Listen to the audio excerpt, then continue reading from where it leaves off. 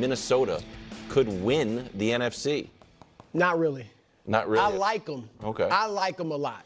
I mean, they cover all the boxes. We know they got the great defense. They got one outstanding receiver. And Addison, second half of the season, Jordan Addison. And Addison was good last year. Yeah, and he's a good, right. He started slow, but. And Justin Jefferson, is it fair to call him one of the greatest ever? Oof. He feels to me like he's he on is. that Been the track. best ever. If you've been the best unquestioned pass catcher of the last 4 years. In a great era of receiving. In a great Tyrese era, might have a yeah. little Like, bit of a- I mean, But go yeah, ahead. he's ridiculous. Yeah. And Aaron Jones is a good running back. Yes. He's going to be over 1,000 yards. You say Darnold? And Darnold, There we go. but he's kind of on perpetual pumpkin mode watch just because of his past, 6 years, was it? 5 years? His whole 6 years? NFL career Yeah, prior to like, this. So pardon us if we're a tad bit skeptical, but I'm going to give him props. 29 touchdowns, fifth in the league, I think, in TDs. Of his 14 games, only 3 of them has he been below 100, really 103 as far as pass rate. He's playing lights out. I just like Philly, Detroit, and Green Bay better. That's fair. I just like them better. For me to start thinking, oh, they really, and I'm not saying they have no shot, but for me to really think, okay, they got a really good shot of getting out of the NFC, they're going to have to, I don't even say win out. If they lose to Seattle but beat Green Bay and Detroit and Detroit's going for it, then I will start thinking, okay, they can win this thing. Listen, if they win their division, they 100% can win the NFC. Now it's a weird spot because, as I've been talking about seemingly ad nauseum for the last 3 weeks, is one of these teams that's 12-2 is going to be the 5 seed. Yeah. And it's not going to be Philly. Philly is locked in at either 1 or 2, but Detroit or Minnesota, one of them is. And again, Brew just said the schedule. It's not an easy one, what they have left. It might be the hardest schedule remaining, but they control their own destiny for the 1. They win out, they're the 1 seed. And so I'm more focused on winning the division and getting the 1 or the 2 versus just the 1. But here's why I think they could. The NFC, it's shocking how similar all the teams are in how they were made up. As far as the teams we look at as playoff teams or contenders, take the Rams out of it, every other one of them, it's like, oh yeah, well-coached and quarterback people didn't really believe in. Mm-hmm. Every single one of them. Goff, team gave up on him. Philly, he's a second-round pick that his college gave up on him and benched him. Minnesota, he's on his 4th team or whatever it is. Green Bay sat on the bench forever, and people were really questioning it. Tampa with Baker, if they're even, they're going to probably be a playoff team. Seattle, I don't think is a contender, but they're right now an 8-win team. Geno, all of it. And then, so it's like, okay, they all have maybe not similar talent in quarterbacks. And by the way, it was also true if the Niners were in it. Quarter, you know what I mean? Mr. Irrelevant. And all the blue chip, we always believed in him, or he was immediately awesome quarterbacks are in the AFC. Every single one of them. You think that's fair for J-Lo? Well, Jordan Love, I do, because it was a shocking pick. Yeah. It's not like he was a no-doubt first-rounder. He wasn't a blue chipper in college because of where he went. He sat on the bench for 3 years. I remember the one game he played when Rodgers, the COVID suspension, they played the Chiefs. Yeah. And the Chiefs barely won that game, and he looked, and everyone was like, what the? I remember you guys almost poking fun at the Chiefs for struggling, and it was a joke, me saying, Jordan Love, better than people think, because whatever. And the first part of his first year starting, remember? Yeah.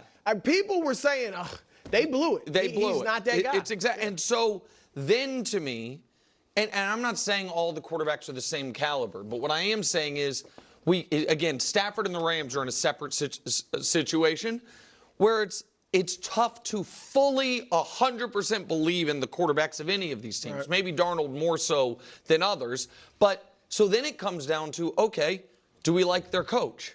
Detroit, he's not a perfect coach, but we like the coach. Green Bay, we love the coach. Minnesota, I love the coach. Yeah. I think Todd Bowles is an underrated coach. If we bring in the Rams, I obviously love McVay. So then you're like, okay, how good are the defenses? Minnesota's defense at its best is as good as any defense in the conference outside of maybe Philadelphia. And so when you check all those boxes and when the superhero quarterbacks are all on the other side of the bracket, of course you can get through your conference. And to I'm gonna lose my mind. I'm gonna lose my mind. I'm gonna like have to like record this clip and like walk away.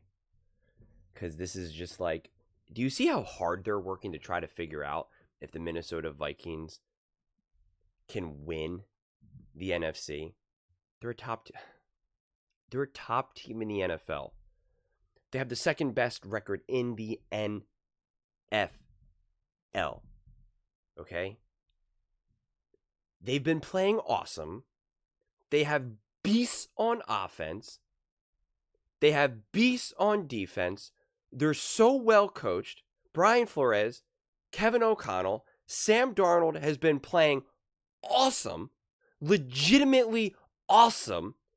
And first off, you have Bruce saying, I don't know if they could. I just like all these other teams better. You can like those other teams better. That's fine. But to act like the Minnesota Vikings aren't right there is insanity. And then Nick's now trying to be like, well, look at all these other teams. You know, all the superheroes are in the AFC. And so therefore, and it's like, you don't have to work that hard to establish the Minnesota Vikings being a top team in the NFL.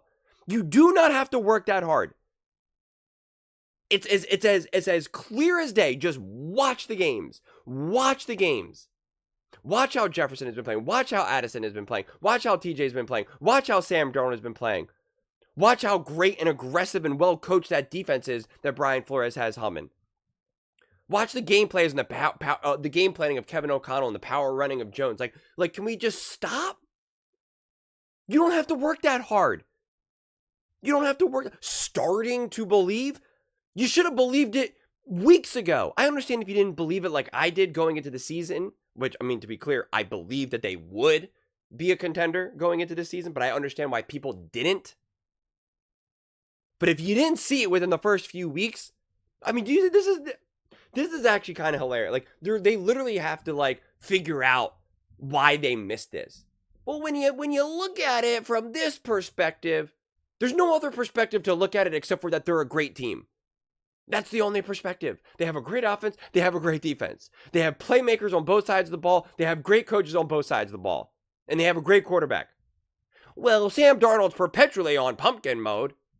Right, because it really matters what he did with the New York Jets and the Carolina Panthers. We're still going to continue to play that card? Like, what are we talking about?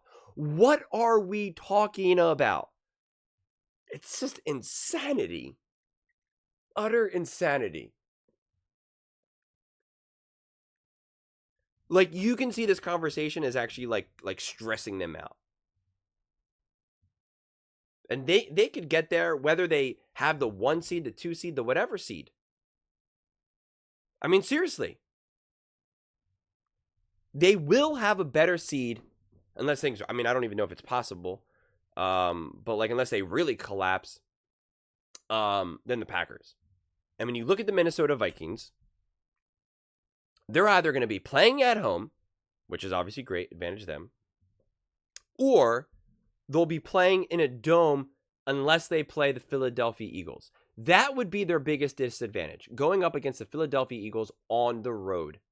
But again, the way how this unfolds, that should be not until the NFC Championship game.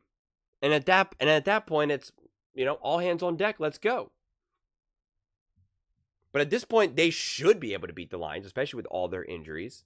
So they should be able to take away, at the very least, be the division winner and have the number 2 seed, which again, that does solidify. And not to mention, if the Eagles fall, then they get home field advantage. So they don't have this like insanely arduous road. And like how Nick tried to say this the other day, and it was about the Packers, I believe, of saying like, oh, they can't win on the road. These teams can't win on the road 3 games. And it's like, okay. Because again, if the Minnesota Vikings are forced to play on the road, it would be against the Lions. Again, dome team. I trust what the Vikings will be able to do there. If they're playing on the road against the Tampa Bay Buccaneers, warm climate, I trust what the Vikings will be able to do there. They will not play against the on the road against the Packers. At least they shouldn't. Trying to think of what crazy scenario would have to happen for that to actually be possible. They're not going to play on the road against the Commanders. I guess maybe with the Falcons somehow, usurp the Buccaneers. So then again, another dome, good there. If they play the Rams, again, totally perfect weather condition, perfect conditions. Is that a dome? I forget. Is that both where the Rams play? I honestly forget if it's a dome or a hybrid. I can't remember for the life of me. But either way, still either dome or perfect weather conditions. And again, those are not intimidating road environments. So like we don't have to kind of jump through hoops to figure out, well, what do the Vikings need? The only true hoop is one thing if the Lions were still full strength. Then I could understand. That would be a tough game on the road, for sure. But the Lions aren't full strength right now. They're just not. That's obvious. The toughest game on the road should, in theory, be the Philadelphia Eagles. Out of any one of the playoffs. Because it's outside. The fans we know are crazy. It's absolutely a true home field advantage. They're obviously a really good team. They run the ball well, which then, bodes well for them, keeps long, sustained drives, keeps the fans in it, keeps them rowdy and crazy. But we don't have to jump through hoops to try to figure out whether or not the Minnesota Vikings are legitimate contenders and could win the NFC. It's so absurd and insulting to have to try to have this conversation. Just even the way it's phrased, starting to believe. That means you never believed. That means you didn't believe it until this point, technically. If you even do believe it now. And the fact that they're trying to jump through these hoops just to try to make it make sense to them, you don't need it. You don't need to work that hard. Oh my god. Oh man. That's crazy to me, honestly. Crazy. They're literally competing for the number 1 seed in the NFC. And if this mattered, they're competing for the number 1, for literally the best record in the NFL. And yet you're questioning whether or not that they're a contender? Because that's what that question is. Starting to believe that they could win the NFC. If they can't win the NFC, then they're not a contender. So we're still questioning whether or not this 12-2 team, the team that's been balling, that who arguably has the best wide receiver in Jefferson, Sam Darnold's been balling, top offensive coach in the NFL, top defensive coordinator in the NFL, relatively healthy, right? They're not obviously decimated like the Lions, or heck, even the Chiefs. And we're gonna question this? Come on, man. This just wild. Whew. Wild. That's a tough one to get through. Those are just my thoughts. I'd absolutely love to hear yours. What do you guys all think? Are you starting to believe that the Minnesota Vikings, gee golly, could win the NFC? Let me know in the comments below. I read every single comment. So whether you agree with me or disagree with me, either way, let's get in some discussions. Let's get in some fights. But ultimately, let's just have some fun. And please do consider subscribing. We're building an amazing community here, and I'd absolutely love to see you part of it. I want to build something that we all genuinely feel connected to. Something that we're really excited to be part of. I think we're well on our way to doing it. Please don't forget to give this video a thumbs up, as it really does help with the visibility and the algorithm. Thank you so much, and see you next time.